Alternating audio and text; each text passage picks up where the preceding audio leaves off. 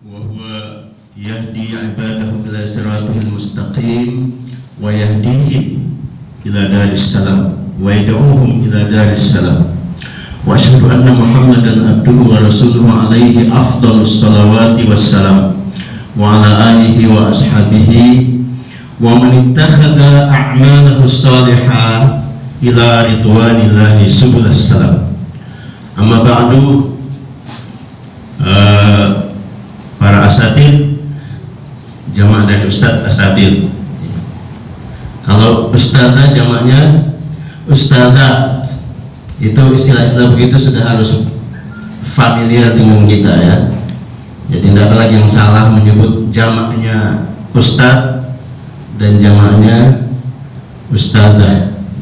Jadi asatid, ustadzat, yang semuanya saya muliakan, saya cintai, yang saya banggakan. Alhamdulillah pada pagi hari ini kita bersyukur karena hanya dengan nikmat Allah lah kita bisa memulai aktivitas sekolah atau lembaga kita. Dan sebetulnya juga pertemuan yang seperti ini hari ini meskipun masih pakai standar prosedur kesehatan, tapi ini sebetulnya juga unpredictable. Sebetulnya kita tidak memprediksi bahwa di hari pertama kita sudah bisa bertemu fisik ya seperti ini. Dan acara hari ini insya Allah mudah-mudahan menjadi bagian dari amal ibadah kita dan juga menjadi momentum doa kita kepada Allah Subhanahu wa Ta'ala. Mudah-mudahan situasi yang penuh dengan ketidakpastian ini bisa segera berakhir dan juga hal-hal yang kita tidak prediksi sebelumnya itu senantiasa bisa kita antisipasi dan bisa kita hadapi dengan baik di masa-masa yang akan datang. Acara hari ini adalah acara silaturahim dan halal bihalal. Kalau saya tidak salah tahun lalu saya juga diberi amanah oleh Ustaz Nasir. Kemarin saya minta supaya yang lain, tapi mungkin Ustaz Nasir ngambil yang mudah yang gampang gitu ya. Karena kalau yang lain sulit-sulit mungkin dicari ya, maka saya pun mengiyakan. Maka pada hari ini kita melakukan suatu agenda, sebetulnya agenda rutin dan menjadi mentradisi di masyarakat Muslim terutama kita di Indonesia, apa yang disebut dengan halal bihalal. Dan agenda ini memang selalu diadakan pasca Ramadan atau di momentum Idul Fitri. Tidak ada halal bihalal di Idul Adha kan? Saya kira pesannya memang adalah bahwa setelah Ramadan itu kan kita selesai melakukan suatu proses untuk pengembalian jati diri kita kepada apa yang kita sebut dengan fitrah. Kita menjadi orang-orang yang bersih kembali, menjadi orang-orang yang suci. Saya juga mengistilahkan kita menemukan kembali momentum kesolehan kita, terutama kesolehan individu ya, karena kita berhasil melakukan suatu proses yang menaikkan derajat kita dari sekedar beriman menjadi muttaqi, menjadi orang yang bertakwa. Kalau kita melihat implikasi dari ketakwaan itu, sesungguhnya juga memang akan terlihat dampaknya, efeknya dalam kepribadian kita. Karena dalam teori Maslow soal kebutuhan ada 5 yang kita hafal, terutama orang-orang pendidikan tahu persis itu. Di dalam kajian-kajian ulama kita juga ada 5, tapi ada yang agak berbeda. Kalau di teorinya Maslow itu kan yang terakhir apa? Apa tujuan, apa kebutuhan manusia yang semua mencari itu? Tujuan terakhirnya kalau dia adalah apa? Eksistensi, ingin eksis, menunjukkan atau memperlihatkan eksistensinya. Kalau dalam teori kita, teori kebutuhan menurut agama yang paling tinggi apa yang disebut dengan al-hajatul ruhiyah, kebutuhan spiritual. Dan ini sudah menjadi apa namanya pemahaman universal. Istilah spiritualitas itu tidak hanya dikenal oleh agama tertentu, oleh Islam terutama, tapi itu sudah dipahami oleh semua orang meskipun tidak bawa agama. Karena yang mereka maksudkan dengan spiritualitas itu adalah kemampuan memahami adanya hubungan antara aktivitas kita dengan tujuan kita yang sesungguhnya. Jadi spiritualitas dalam pandangan mereka adalah orang yang paham apa arti dan tujuan hidupnya. Nah, bagi kita hal yang seperti itu bukan hal biasa. Dan ini yang kita kemudian kokohkan, kuatkan di dalam bulan suci Ramadan itu. Bagaimana dari hal-haja al-asasiyah yang disebut dengan kebutuhan fisiologi, makan, minum dan seterusnya, itu naik terus sampai kemudian sampai pada al-haja ar-ruhiyah, kebutuhan spiritual kita. Dan itu yang kita asumsikan setelah Ramadan ini itu berhasil kita dapatkan. Nah, dalam konteks ini kemudian kita ingin menyempurnakan kesolehan individu yang tadi sudah bisa kita dapatkan secara personal masing-masing kita, insya Allah kita ingin tingkatkan menjadi lebih luas epicentrumnya. Maka kita ingin membangun yang kita sebut dengan kesolehan sosial. Makanya istilah silaturahim sebetulnya pada konsep awalnya itu memang hanya berlaku untuk skop keluarga. Para ulama kita menjelaskan dalam tafsir-tafsirnya itu yang dimaksud silaturahim itu bukan keluar dari keluarga, tapi dari keturunan satu keluarga, nenek moyangnya turun atau ke samping, ya. Itu yang disebut dengan silaturahim. Tapi kemudian makna ini diperluas, makna ini dikembangkan sehingga istilah silaturahim itu bisa juga digunakan dalam konteks hubungan keorganisasian, hubungan kerja, kebersamaan dalam suatu institusi, dalam suatu lembaga. Itu juga bisa dipakai pemaknaan itu, karena substansinya adalah bagaimana menguatkan harmonisasi, ya, hubungan yang baik antara satu dengan yang lain, bagaimana menguatkan ukhuwah, tidak hanya ukhuwah Islamiyahnya, tapi ukhuwah yang lain, yang dimensi yang lain yang lebih luas. Karena kesalahan itu kan tidak dibatasi hubungan kesolehan sosial kita hanya dengan satu kelompok. Bahkan implikasi takwa sebetulnya itu harus jauh lebih luas dari itu, yaitu keinginan untuk al-ihsan ilan nas, untuk mau berbuat baik kepada semua manusia. Itu sebabnya takwa itu kalau kita cermati ayat-ayat dalam Quran itu lebih konotasinya bermakna bagaimana penguasaan mengontrol sikap dan pribadi kita. Nah, dalam konteks ini saya ingin menghubungkan hasil-hasil Ramadan kita dengan silaturahim kita kali ini, yang judulnya adalah merajut silaturahim dan menguatkan ukhuwah. Kalau kita bicara soal ukhuwah, bagaimana memperkokoh ukhuwah, itu memang kunci utamanya ada pada apa yang kita sebut dengan sikap,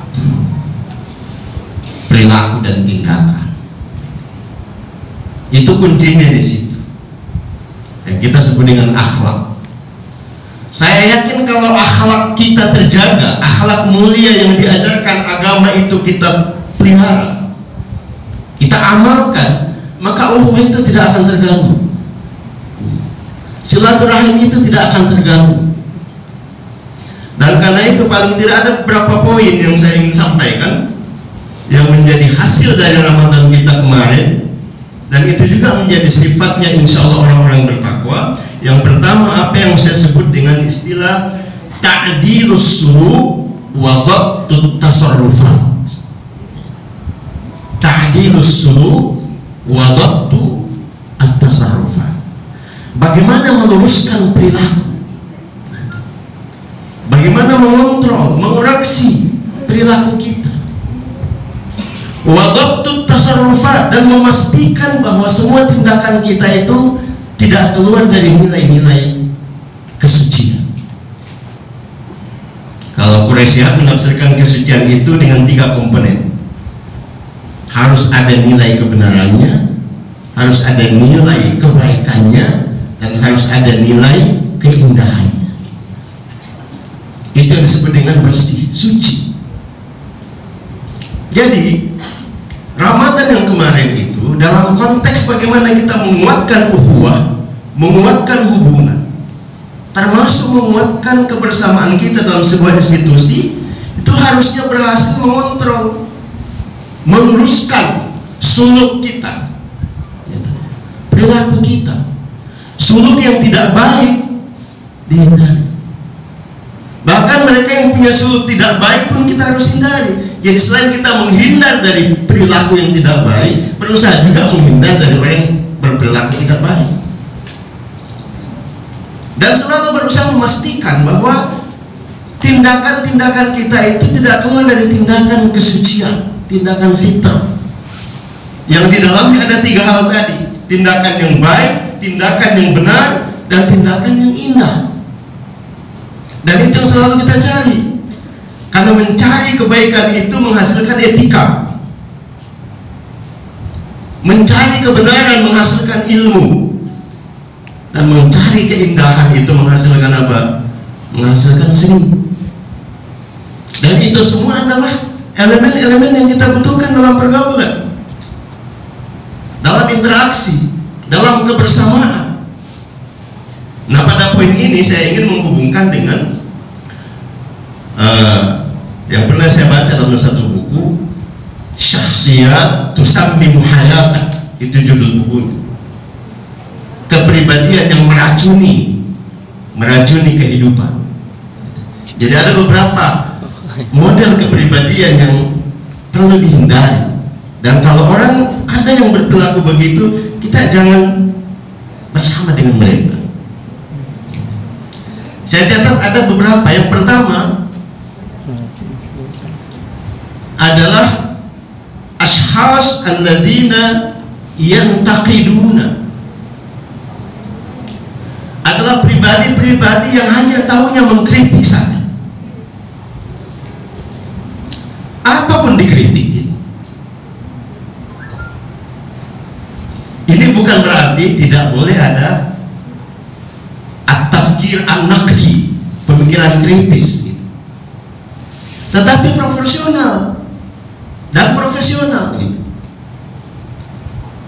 Ada saatnya memang kita harus mengkritik, nggak boleh dibiarkan. Tapi ketika orang itu hanya tahunya mengkritik saja, itu pribadi yang jelek dan kepribadian yang meracuni kehidupan. Karena kapan ada orang berkelompok dan semua orang seperti itu, apa yang bisa dilakukan? Coba. Nggak ada yang bisa kita lakukan. Setiap ada kebijakan, ada keputusan, yang ada hanya kritikannya. Itu satu. Jadi boleh kita berpikir kritis, karena itu namanya high thinking kalau dalam teori filsafat gitu. Berpikiran tinggi, cirinya adalah orang yang kritis itu. Tetapi ketika ada pribadi, ada sosok yang tahunya cuma mengkritik saja, tidak peduli apakah itu tepat, apakah itu benar, pokoknya apapun yang dikeluarkan oleh orang lain hanya direspon dengan kritikan, maka ini menurut para ulama kita adalah kepribadian yang merusak dan susah untuk membangun harmonisasi dan keutuhan, kekuatan hubungan, ya, persaudaraan kalau semua kita bersikap dan berperilaku seperti itu. Ada saatnya kita harus mengkritik, tapi kadang-kadang kita harus mengapresiasi, memberikan pujian kalau perlu. Jangan semuanya hanya dikritik. Itu satu. Yang kedua, saya tidak hafal ini. Yang kedua adalah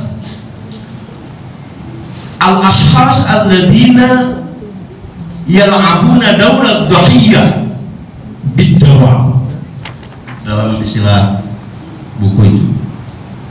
Pribadi-pribadi yang selalu memainkan peran untuk mencari kambing hitam. Jadi setiap ada persoalan, selalu yang dicari siapa ini penyebabnya. Padahal boleh jadi dia punya kontribusi juga di sini. Dia punya saham juga. Tapi dia tidak pernah mau melihat mengoreksi ke dalamnya.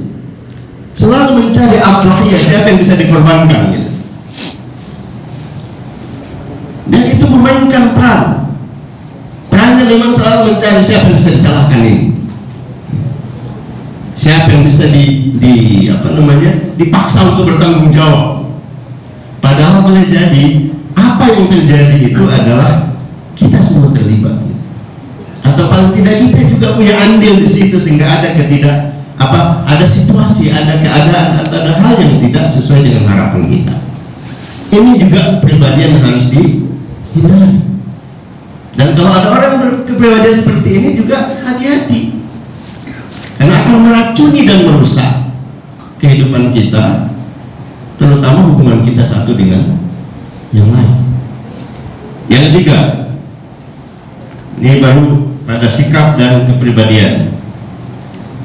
Yang ketiga itu adalah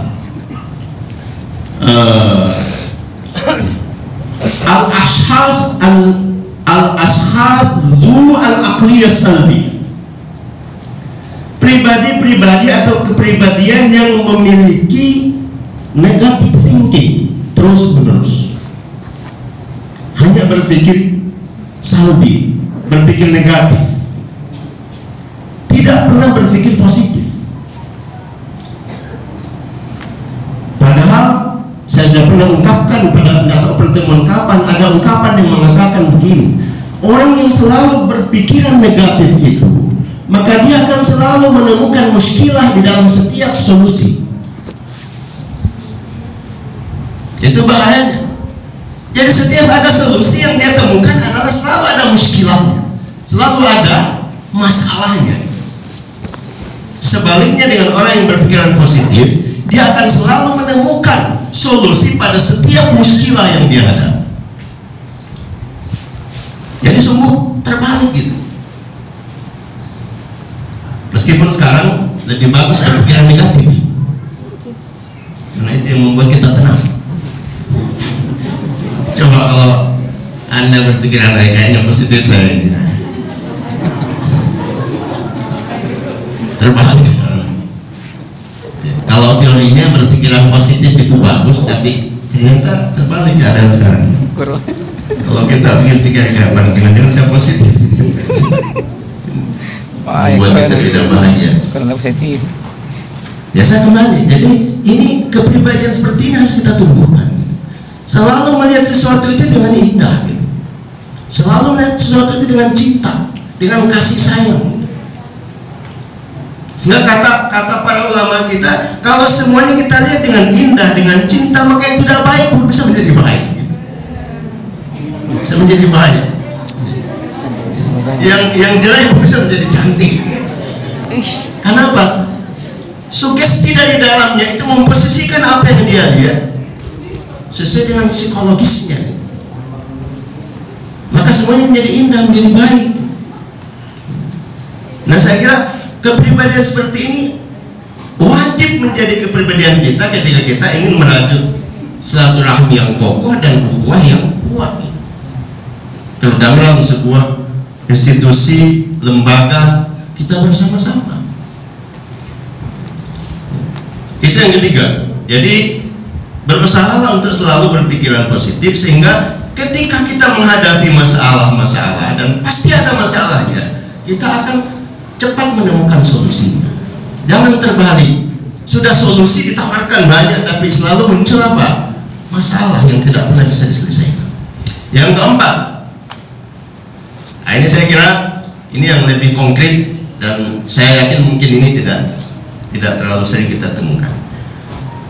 Kepribadian yang memang suka mengganggu secara langsung dan sengaja. Nah, ini sudah usil betul, gitu. Dia tidak lagi menggunakan cara-cara yang sudah langsung, gitu. Tidak segan-segan mengganggu temannya, mengganggu kawannya, gitu. Menghambat inovasi. Ada yang begitu juga memang senang kalau dia mengganggu orang lain. Padahal kalau ulama kita memesankan pesannya begini: kalau Anda tidak bisa membahagiakan orang lain, paling tidak apa? Jangan ganggu dia, jangan sakiti.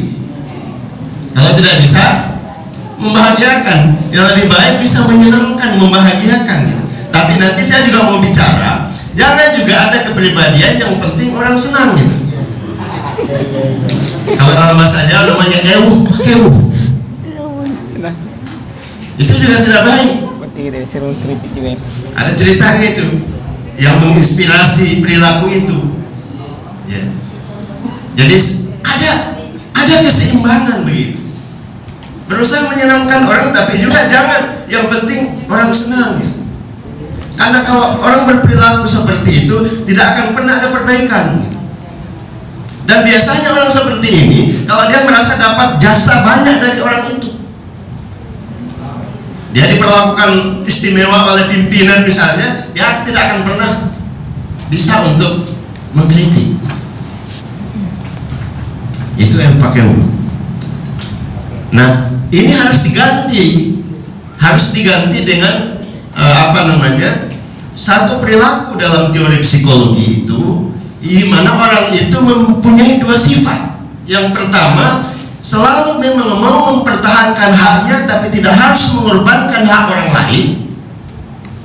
Dan yang kedua, selalu mau mengekspresikan keinginannya, harapannya, kemauannya dengan terus terang, ya, langsung tapi sopan. Itu harus kita miliki. Karena ada juga orang yang penting benar, saya mau sampaikan apapun resikonya. Kritik majelis idara, pokoknya ini kebenaran. Tidak juga begitu, tapi harus dengan etika, dengan kesopanan. Ini kepribadian yang bagus. Dan kepribadian inilah yang membuat produktivitas itu di dalam satu perusahaan atau dalam satu lembaga. Karena tidak dibiarkan yang tidak baik terus berkembang, tapi juga selalu menjaga perasaan orang lain. Ketika mau menegur, ketika mau menasehati, ketika mau mengkritik, itu dengan penuh penghargaan, memuliakan orang yang dikritik. Ini adalah cara yang perlu kita perhatikan bersama. Jadi jangan suka mengganggu, dengan sengaja mengganggu, menyakiti orang lain.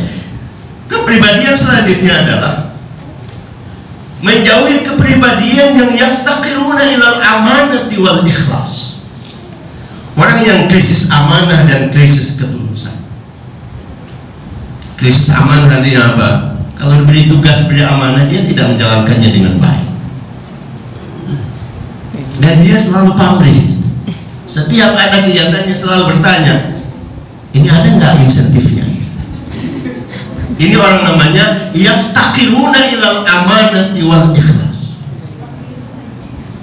Butuh untuk diberi bekal amanah, kemampuan menjalankan amanah dengan baik, dan butuh diberikan arahan untuk tulus di dalam bekerja. Karena kita yakin, ikhwan dan akhwat sekalian, ketika kita profesional, ketika kita mempunyai sesuatu yang kita kontribusikan, percayalah bahwa meskipun direktur tidak melihat dan tidak mengapresiasi, innallaha la yudhi'u amala, Allah tidak pernah menyia-nyiakan amal baik seseorang. Mungkin balasannya bukan dari sini, tapi akan ada pintu lain yang Allah buka. Dari situ Allah memberikan imbalan, apresiasi terhadap kebaikan yang kita lakukan. Dan karena itulah ada satu teori yang ini saya kira masih banyak kita lakukan. Ketika kita ingin meningkatkan karir kita itu, terlebih dahulu memikirkan peningkatan apa? Peningkatan insentifnya. Dia tidak pernah merubah kinerjanya, tapi yang ada dalam pikirannya, kapan gaji naik? Gitu. Tapi cara kerjanya dari sejak masa sampai berpuluh tahun tidak pernah berubah. Tidak pernah ditingkatkan kapasitasnya, tidak pernah ditingkatkan kinerjanya, tapi yang ada dalam pikirannya setiap saat, kapan naik imbalannya. Seharusnya kata mereka, teorinya, kalau mau maju dan mau berkarir dengan baik, dari sejak awal yang selalu menjadi mindset kita adalah bagaimana meningkatkan kapasitas kita, bagaimana memperbaiki kualitas kerja kita. Karena itu tidak akan berbohong gitu. Allah tidak akan pernah menyia-nyiakan, akan selalu seimbang berbanding dengan apa yang kita berikan dan apa yang mungkin Allah akan serahkan kepada kita. Jadi ini juga kepribadian yang cukup harus diperhatikan di dalam komunitas atau dalam kebersamaan kita di suatu perusahaan atau di suatu lembaga, agar kita terus bisa bekerja dengan baik, dengan nyaman, ya, penuh dengan silaturahim dan penuh dengan ukhuwah yang kokoh. Berikutnya adalah kepribadian al-mujadiluna la yarawna al-haqqa illa ma yaqulun. Kepribadian yang sukanya berdebat, bertengkar kalau perlu. Kalau masih berdebat itu masih mending, tapi kalau naik-naik itu menjadi pertengkaran. Dan ada kepribadian yang suka begitu, al-mujadilun namanya, sukanya dia mendebat. Kenapa? Orang kayak begini, la yarawna al-haqqa illa ma yaqulun, tidak pernah mau mengakui yang orang lain sampaikan bahwa itu benar. Selalu hanya mengatakan pada dirinya apa yang datang dari pikirannya, idenya, gagasannya, hanya itu yang benar. Nah, orang kayak begini biasanya kalau dia menawarkan proposal, ini susah untuk tidak diterima. Kenapa? Karena begitu tidak diterima, dia sudah punya pikiran negatif kepada yang tidak menerima. Karena dia terlalu yakin dan sangat yakin bahwa yang benar itu yang dari dia, dari orang lain, tidak ada benarnya. Padahal orang menolak misalnya satu proposal, boleh jadi karena sudah dipertimbangkan ini tidak tepat. Mungkin tidak tepat waktunya, mungkin tidak tepat anggarannya, mungkin tidak tepat sasaran kegiatannya, bisa jadi. Dan karena itu, model berpikir yang seperti ini harus dihindari.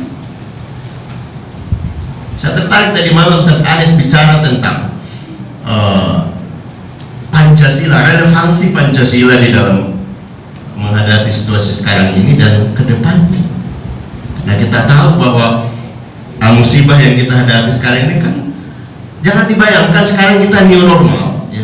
Artinya memulai masuk pada kondisi normal yang baru, tapi jangan kalian dan kita semua membayangkan bahwa normal nanti ini akan persis sama dengan kira-kira 4 bulan, 5 bulan yang lalu.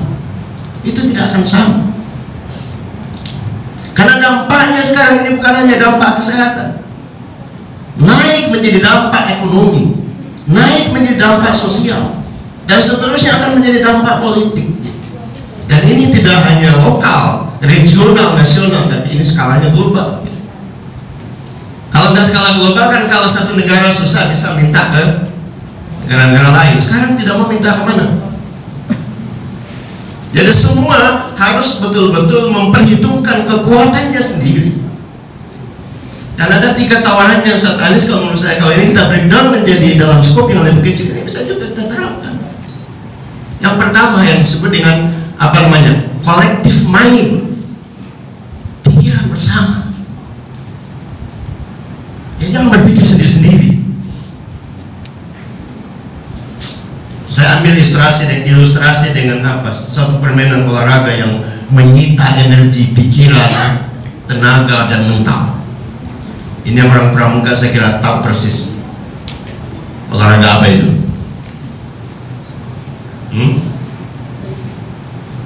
Olahraga apa? Futsal tidak. Tidak ada pikiran. Apa?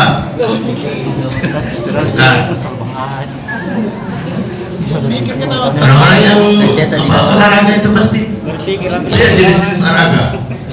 Ini olahraga ini betul-betul bisa menginspirasi kita dalam sebuah kerjasama yang baik. Apa? Belum ketemu.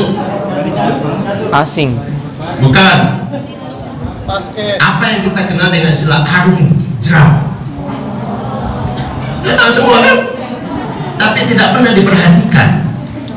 Kira-kira apa namanya?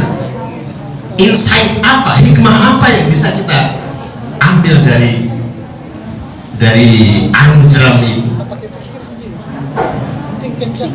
Ini yang olahraga kan tahu aturan di dalam arung jeram itu apa saja. Saya bukan orang apa namanya ahli olahraga, tapi saya mencoba membaca itu. Yang pertama, kalau kita lihat itu di dalam olahraga itu sudah diatur, dan karenanya leadernya yang kita sebut dengan kapten, ya, kapten namanya. Kaptennya itu betul-betul harus yang mumpuni, punya kapasitas yang luar biasa, karena mulai dari peralatannya itu dia harus betul-betul memenuhi standar, sampai kepada orang-orang yang ada namanya itu yang mendayung, karena kaptennya itu kan tidak pernah mendayung dan duduknya di belakang, tapi awaknya ini di depan. Apa yang kita lihat dari situ? Itu ternyata dibutuhkan apa? Tidak boleh berpikir sendiri-sendiri. Yang awak itu tidak boleh dia mendayung semaunya, tapi dia harus ikut apa komando kaptennya. Dan kaptennya itu kadang-kadang suaranya keras kapan? Pada saat tantangannya lebih besar. Tapi awaknya tidak pernah merasa dimarahi. Tidak pernah merasa dimarahi. Kenapa? Awaknya itu prinsipnya saya bukan tunduk kepada kapten, tapi saya tunduk pada standar prosedur keselamatan dan kenyamanan bersama untuk sampai di tujuan. Dan saya kira dalam dunia sekarang ini harus filosofi Arung Jeram ini bagus diambil, termasuk dalam skop kecil kita di Alfitian, karena kita masih menghadapi kondisi uncertainty, ketidakpastian. Certainty kan gampang kita hadapi, tapi ketidakpastian dan yang tidak bisa diprediksi itu akan menjadi persoalan kalau kita tidak mengambil filosofi tadi. Kolektif mind, berpikir bersama, dan tidak ada yang egois, tidak ada yang mementingkan dirinya sendiri, dan tidak ada juga yang terlalu mudah tersinggung atau merasa kenapa saya dibeginikan. Bisa jadi karena ini untuk penyelamatan, kenyamanan, standar prosedur keselamatan dan kenyamanan agar perahu itu terus berjalan gitu. Kompetisinya kan kompetisi yang sangat berat, Arung Jeram itu. Tetapi dengan dengan kebersamaan tadi, dengan pikiran bersama, tidak ada yang mendahului komando dari kapten, atau tidak ada yang sudah dikomando tidak mau juga mendayung, maka insya Allah dia akan sampai pada tujuan gitu. Nah ini penting gitu ya. Penting kita perhatikan agar amanah-amanah itu, ketulusan hati di dalam menjalin kebersamaan, memperhatikan standar ya keselamatan dan kenyamanan kita bersama, itu selalu mendapat perhatian. Sehingga kalau ada yang ditegur, ada yang diberi nasihat, jangan merasa dimarahi. Itu tidak. Dan dari awal tadi saya sudah katakan, kalau orang berpikiran positif, memberi kalimat kata-kata pun itu karena dia mau memberi. Dan kalau dia mendengarkan perkataan nasihat, karena dia peduli, bukan karena mau menyenangkan orang, tapi ada kepedulian dan ada keinginan untuk memberi apa yang dia bisa berikan untuk kenyamanan, untuk keselamatan perjalanan. Saudara sekalian, satu lagi yang terakhir, kepribadian yang harus kita hindari adalah al-ashkhasul ladzina la yatamannawna lakal khaira. Pribadi-pribadi yang memang tidak ada dalam pikirannya, dalam hatinya, bagaimana berbuat baik kepadamu, bagaimana berbuat baik kepada orang lain. Nah, sekali lagi ikhwas sekalian, beberapa kepribadian yang saya sampaikan ini seharusnya ya, atau seyogianya ini yang kita rajut selama 1 bulan dalam bulan suci Ramadan. Kita melakukan apa yang saya sebut tadi, poin pertama, ta'dilus suluk wa dhabtut tasarrufat, memperbaiki perilaku, tindakan-tindakan kita agar selalu ada dalam koridor fitrah, dalam kesucian itu yang mengandung nilai-nilai kebaikan, nilai-nilai kebenaran, dan nilai-nilai keindahan. Itu baru satu ya. Yang kedua, dari hikmah Ramadan yang kita hubungkan dengan halal bihalal kali ini. Yang kedua adalah apa yang saya coba istilahkan dengan istilah ta'miqul iman. Memperdalam keimanan kita kepada Allah Subhanahu wa Ta'ala. Jadi ini juga momentum Ramadan seharusnya memang lebih menguatkan lagi keimanan kita dengan situasi yang kita hadapi. Saya sering mengatakan bahwa situasi pandemi COVID-19 ini paling tidak menguatkan pelajaran kita dalam 3 hal. Pertama, menguatkan pelajaran kita tentang iman, terutama iman kepada takdir, iman kepada ketentuan dan kekuasaan Allah Subhanahu wa Ta'ala. Makhluk yang begitu kecil, tidak terlihat, tapi itu sekarang yang membuat orang semua sibuk dengan itu. Tidak ada yang paling menyibukkan orang, pikiran orang, perasaan orang saat ini kecuali COVID itu. Padahal makhluk yang tidak bisa ditengok, tidak bisa dilihat dengan mata kepala, tapi ada yang menggerakkan, ada yang mengawasi, ada yang mengatur, ada yang menciptakan. Iman kita kepada takdir, takdirnya bahwa Allah menciptakan itu, dan takdirnya juga bahwa siapa yang kena itu juga takdir Allah. Tapi ini kemudian keimanan seperti ini tidak menafikan pelajaran yang kedua, yaitu al-akhdhu bil asbab, mencari sebab-sebab maksimal agar kita tidak masuk dalam bahaya itu. Jadi dua hal ini jangan dipertentangkan. Jadi jangan juga ada orang yang mengatakan, kalau bukan takdir Allah, nah biar saya kemana saja, tidak pakai masker apa, tidak akan kena aja juga. Tapi tidak juga boleh berlebihan di dalam ketakutan itu, sehingga tidak ada lagi. Yang ketiga pelajarannya adalah at-tawakkalu haqq tawakkul, at-tawakkulu haqq tawakkul, tawakal yang benar-benar kepada Allah Subhanahu wa Ta'ala.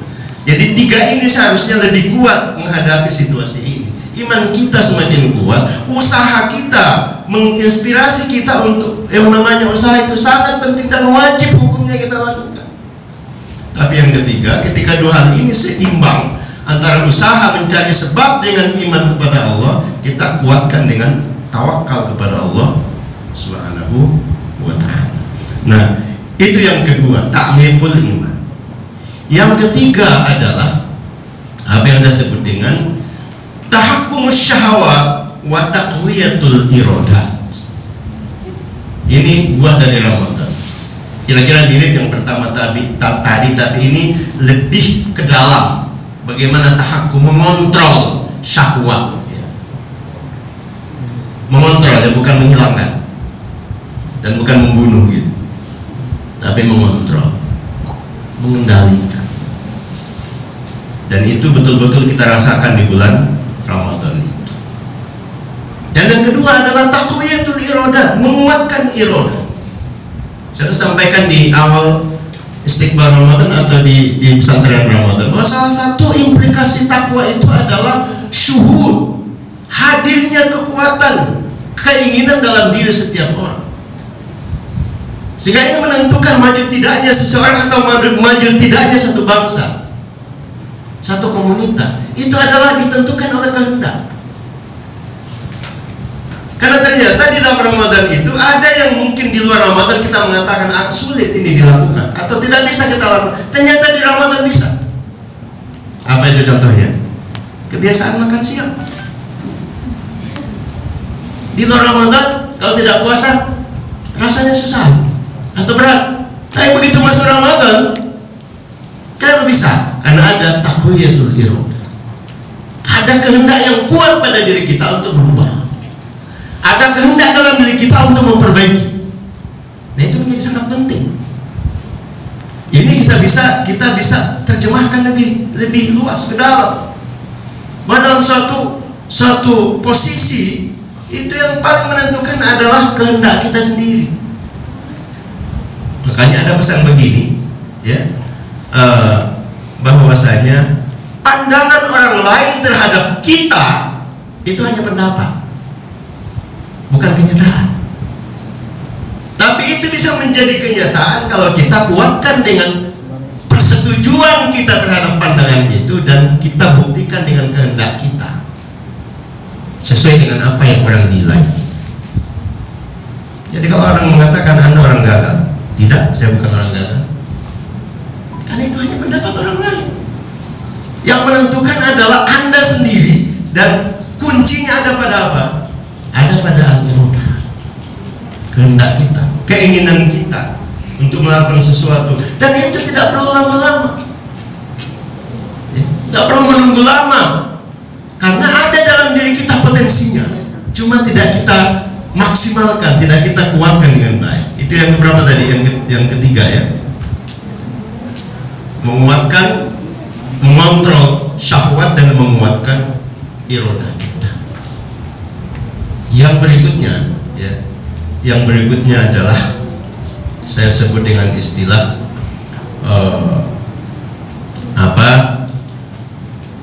penguatan ruh wassumumu bil ibadah. Taqwiyatur ruh wassumumu bil ibadah. Tadi saya sudah sampaikan, terutama kalau bicara ruh itu adalah ada peningkatan kita dari sekedar mengejar kebutuhan dasar, akhirnya kita sampai pada kebutuhan yang kita sebut dengan al-hajatur ruhiyah, kebutuhan spiritual. Kalau ruh itu kan kalau kita baca dalam penjelasan para ulama kita, istilah ruh itu adalah suatu hal yang menghubungkan langsung kita dengan Tuhan. Jadi keterkaitan kita langsung dengan Tuhan itu dimediasi oleh apa? Yang disebut dengan ruh. Karena yang meletakkan ruh itu pada diri manusia adalah wa nafakhna fihi min ruhina, dari Allah Subhanahu wa taala.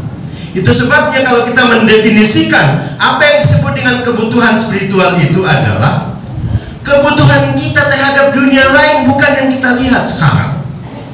Kata mereka adalah kebutuhan kita ilal alamil akhar, alam lain, atau al-alamul majhul, apa yang tidak kita lihat sekarang. Dengan satu keyakinan nasyur, kita meyakini, merasakan bahwa alam itu satu saat nanti akan memberikan kita nikmatun azimatun daimatun, akan memberikan kita nikmat yang luar biasa, yang sifatnya abadi, kekal untuk selama-lamanya. Itu namanya kebutuhan spiritual, kebutuhan ruhiyah. Atau dalam definisi orang-orang barat mengatakan yang dimaksud dengan spiritual itu adalah keyakinan kita bahwa di luar diri kita ada yang lebih besar. Nah, ini bisa kita terjemahkan lebih jauh. Di luar harta ada yang lebih bernilai, di luar jabatan ada yang lebih bernilai. Dan itu yang disebut mereka dengan makna dan tujuan hidup. Untuk apa? Untuk apa kita punya harta? Untuk apa kita punya jabatan? Untuk apa kita punya posisi? Itu semuanya instrumen, alat kita untuk menuju nikmat yang azimah tadi, nikmat yang besar. Ini yang kita coba kuatkan dalam bulan suci Ramadan.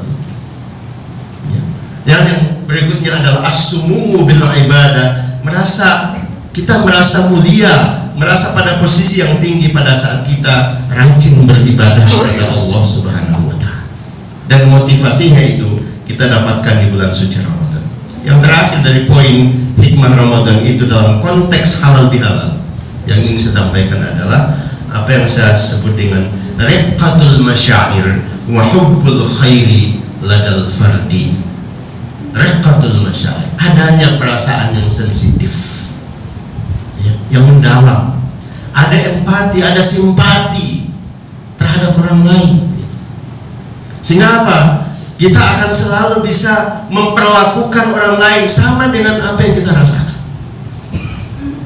Dan saya yakin ikhwan dan akhwat sekalian, kalau cara kita berkepribadian seperti itu, sekali lagi ukhuwah itu akan kuat.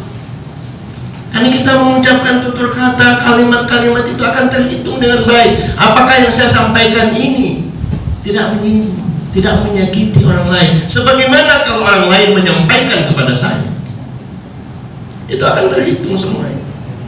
Lebih-lebih dalam bentuk tindakan, ya, dalam bentuk penyikapan, selalu kita ukur. Itu yang disebut dengan riqqatul masyair wa hubbul khair. dan kecintaan terhadap yang namanya kebaikan. Selalu ada cinta kebaikan pada diri kita. Hingga kebaikan itu dimanapun pintunya, kita selalu berusaha membuka dan bisa mendapatkan kebaikan itu, atau bisa memberikan kebaikan itu kepada siapapun. Hubbul khair.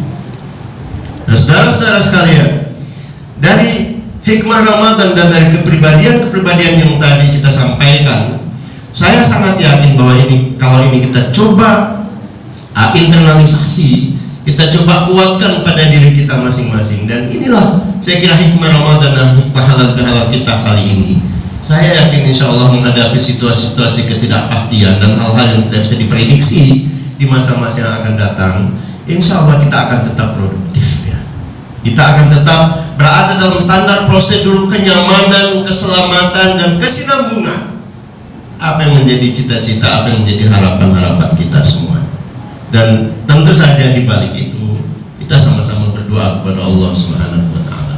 Mudah-mudahan Allah Subhanahu wa taala segera menghilangkan musibah yang sedang kita hadapi ini, dan kondisi kita kembali memasuki kondisi-kondisi yang normal. Meskipun saya secara pribadi yakin bahwa mungkin tidak akan secepat bisa kembali persis seperti sebelum terjadi musibah ini, tapi dengan izin, dengan kuasa Allah Subhanahu wa taala, kita hadapi itu semuanya dengan kondisi yang baik, dengan kondisi yang sehat walafiat. Dan sekali lagi tadi juga dalam konteks kita bersama-sama di suatu institusi ini, suatu lembaga ini, itu kita merajut silaturahim yang kuat dan memperkuat ukhuwah kita selalu dengan poin-poin yang saya sampaikan tadi ya, berkaitan dengan soal hikmah Ramadan dan kepribadian-kepribadian yang seharusnya kita hindari. Maka insya Allah ya, semuanya akan berjalan baik, dan satu saat insya Allah mudah-mudahan kita akan kembali pada kondisi yang menjadi ekspektasi dan menjadi harapan kita semuanya ya. Kita bisa bekerja dengan baik, dengan nyaman, dan juga bisa mendapatkan ketenangan, kebahagiaan dalam kehidupan ini, dan juga insya Allah kita punya alasan dan punya bekal untuk mendapatkan kebahagiaan hidup di akhirat nanti yang kekal dan abadi untuk selamanya. Saudara, ikhwah dan akhwat sekalian, para asatidz dan ustadzat yang saya banggakan, saya kira itu saja hikmah halal bihalal ya. Karena sekali lagi halal bihalal itu tidak ada maknanya di dalam kamus Al-Quran.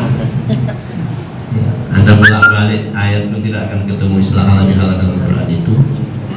Dan halal bihalal ini juga tidak kita maknai dalam konteks yuridis, dalam konteks hukum, tapi saya memaknainya sebagai substansinya adalah halal bihalal itu bagaimana kita saling memaafkan, bagaimana kita saling melapangkan dada kita, membersihkan hati kita, bagaimana saling berusaha memperbaiki perilaku kita satu dengan yang lain, sehingga kemudian menghasilkan suatu hubungan harmonisasi yang baik, yang kuat, sehingga semuanya merasa aman, merasa tenang, produktif ya, dan seterusnya bisa mencapai cita-cita, harapan-harapan kita di masa-masa yang akan datang. Saya kira itu substansinya, dan apa yang saya sampaikan ini mungkin berulang-ulang karena Nasir juga berulang-ulang memanggil saya, jadi ya. Tapi mengulang-ulang kebaikan, insya Allah pahalanya mudah-mudahan berlipat di sisi Allah Subhanahu wa taala. Amin. Lebih dan kurang saya mohon dimaafkan. Dan di akhir ini tentu kita menyapa dengan ucapan taqabbalallahu minna wa minkum salihal a'mal, natamanna an nakuna minal aidina wal faizina al maghfurina ya, al muttaqina utaqa'a minan nar. Itu ungkapan yang sering kita sampaikan. Semoga kita semua termasuk orang yang kembali ke fitrah dan menjadi orang-orang yang menang, orang-orang yang diampuni dosanya, diterima amal-amalnya di sisi Allah Subhanahu wa taala, dan terbebas dari neraka yaumil qiyamah pada hari kita dipertemukan oleh Allah Subhanahu wa taala. Saya kira itu harapan-harapan kita, dan secara khusus saya mendoakan kita semuanya, mudah-mudahan semuanya berjalan dengan baik ya. Hari ini mulai masuk. Saya tidak tahu apakah ini besok juga masuk secara fisik Tapi yang jelas hari ini kita sudah memulainya. Tetapi ingat tadi bahwa tetap kita dalam memperhatikan 3 hal itu. Kita percaya ada takdir, tapi jangan kemudian mengabaikan usaha mencari sebab. Dan kalau dua-duanya kita lakukan, maka kita pasrahkan kepada Allah Subhanahu wa taala. Aku qouli hadza wa astaghfirullahaladzim li wa lakum wa billahi taufiq wal hidayah. Wassalamualaikum warahmatullahi wabarakatuh. Waalaikumsalam warahmatullahi wabarakatuh.